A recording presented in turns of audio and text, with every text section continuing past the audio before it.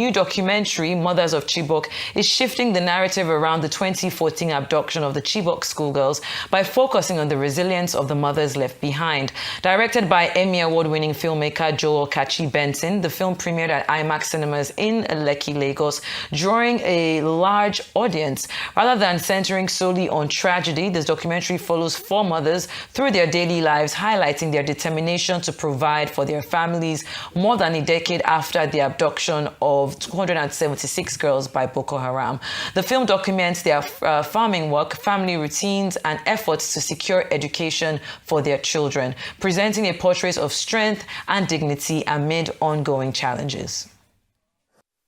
I guess it's a great feeling to be here today and to see and witness for myself the reception of this film. It was totally unexpected, but I'm glad the Mothers of Chibok are here in person.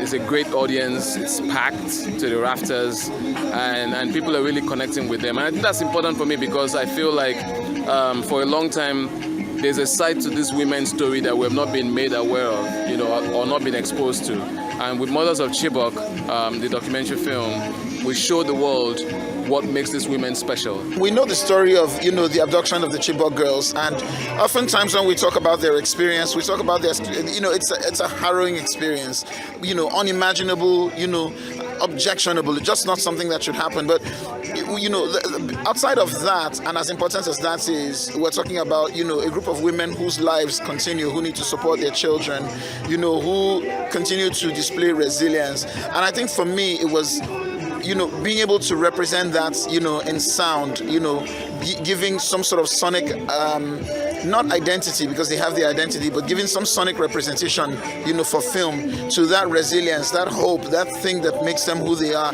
which it says, in spite of, all of they've had to experience, these women are able to rise and just, defy the odds and continue to live their lives and still do their planting cycles and still send their children to school and, do all of these incredibly amazing things, celebrate the ones they've received, still continue to hope for the ones who will come back home and all of that. So for me, it was putting all of that into music and also recognizing the African perspective and expressing that in music. I think it's quite clear from the work that I do around, women's economic empowerment and women's power and just generally like investing in impact. One of the key things that I strongly believe, and I've always believed in, is the reason I set up my organization, is that we can also have impactful ventures that are, that make money. So people can invest in ventures that, actually support, humanity and also get a return, get profit. And so that's what I'm hoping that we can do with the Women's, Chibok Groundnut Initiative, so that it moves from just charity to an actual sustainable platform. Because, the only way we have sustainability is if there's profit to sustain the actual, venture. Fantastic. Congratulations to the team. We're there yesterday and I thought it was really fun. Sorry, was it on Saturday? Sorry, yeah. And it was really nice to see. We had a Joke Silva and Kachi Benson on the show, and they talked about the experience of telling the story of these women. So it's good to see that it's finally had its Lagos premiere.